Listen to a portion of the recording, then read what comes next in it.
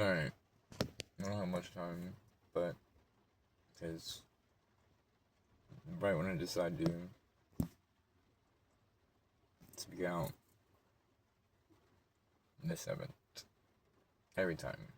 It's almost like life doesn't want you to go ahead, doesn't want to see you win.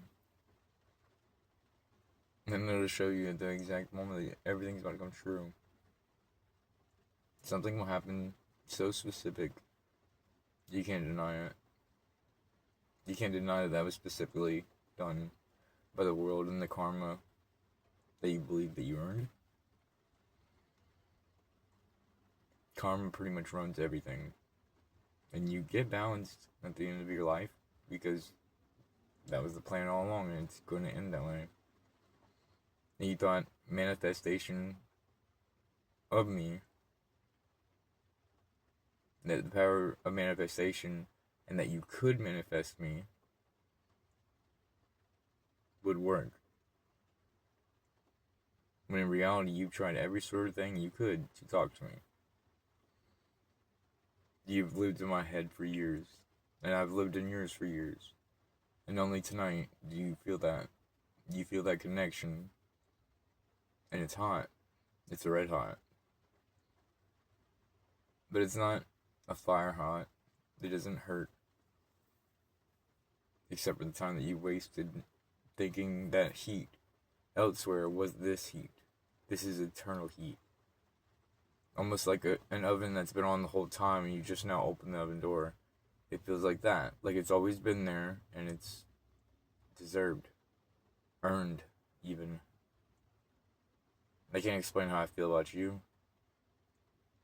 Even if you were in the same room, I feel like it'd be too confusing to even begin. And when I think about life, damn, it's taking an awful long time for my ID. I don't know if I'm going to be here after this or how long I'll be gone for, but life is what you make it. And I've lived my life in my head for so long because you were there. And I avoided sleep because it meant that I would see you and not be allowed to talk to you. Or if I tried talking to you, it was like you couldn't hear me.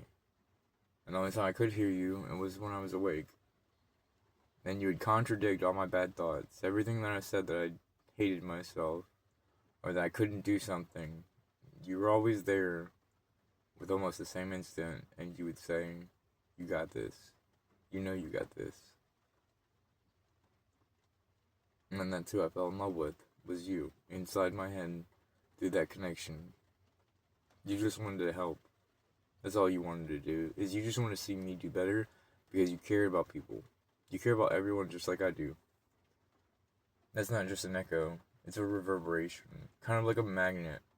And we must be careful. We can't sit here and just rush into what we think is this magical moment just because of the connection we have and the speaking that we can do through one another.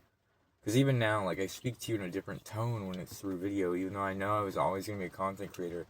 I speak to you through this video like we have to speak like this for the safety of others around us that haven't seen light in a long time. That our lights together are so bright that some people may snuff their light because of that. And I can't have that. I don't want that for anybody.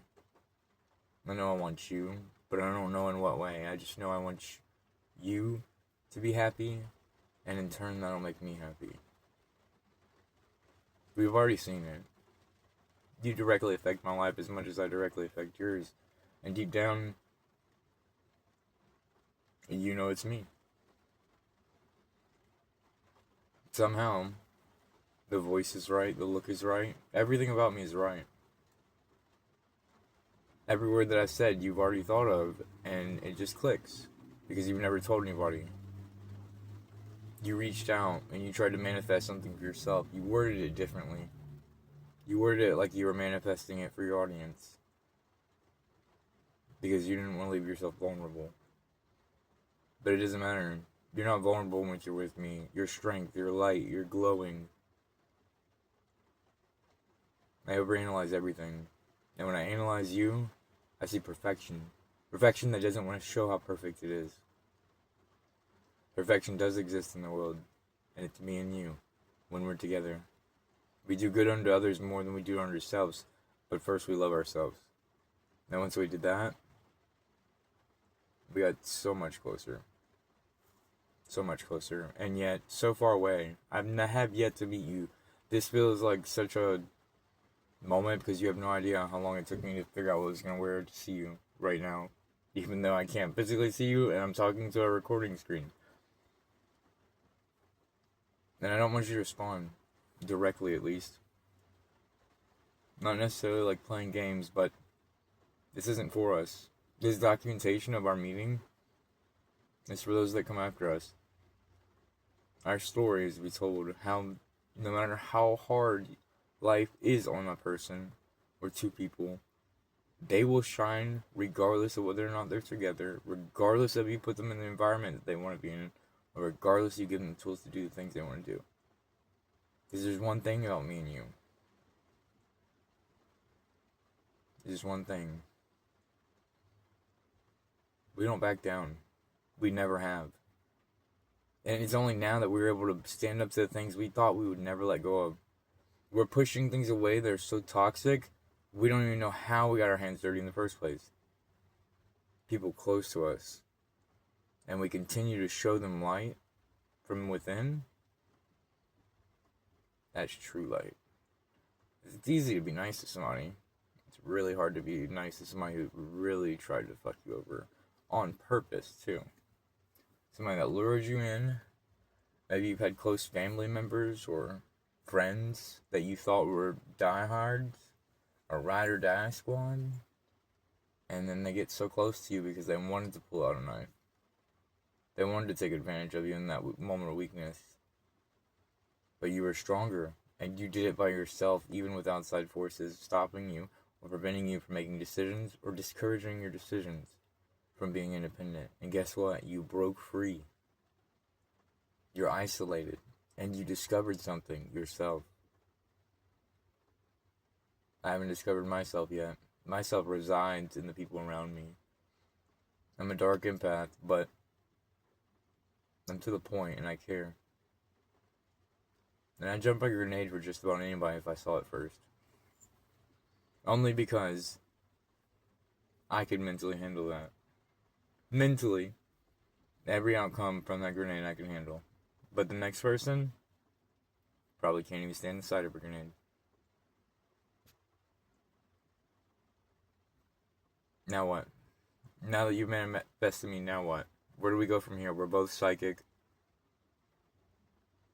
We're both very spiritual and connected to other people in the universe. Specifically each other, where we're like a magnet.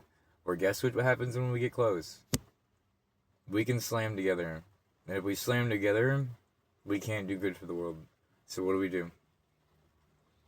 Then I want an indirect response. I want something thought out. I want something... because I don't like doing it, written down, I guess. You seem to like writing stuff down. I notice a lot about you because I've already thought about it because you've been here the whole time. The color of your skin, the shape of your eyes, everything is to a T what I imagine you would be like. And I don't even know how I know that. Unless I'm just like you. And you're just like me. But in a way that's not black and white. I'm very heavy on yin and yang.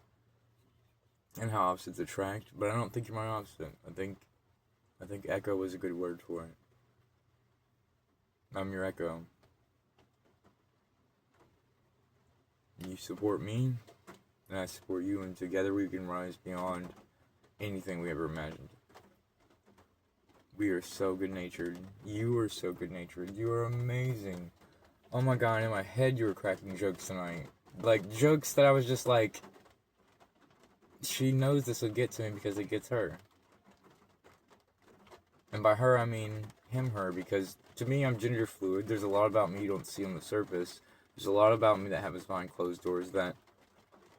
You know, it's just me. There's me behind this. And you'll see it. It comes out. This is just our first date. Sorry I had to get pulled over. P.S. I didn't get pulled over. Alright. I don't believe in a concept called love yet because I don't understand it, but namaste.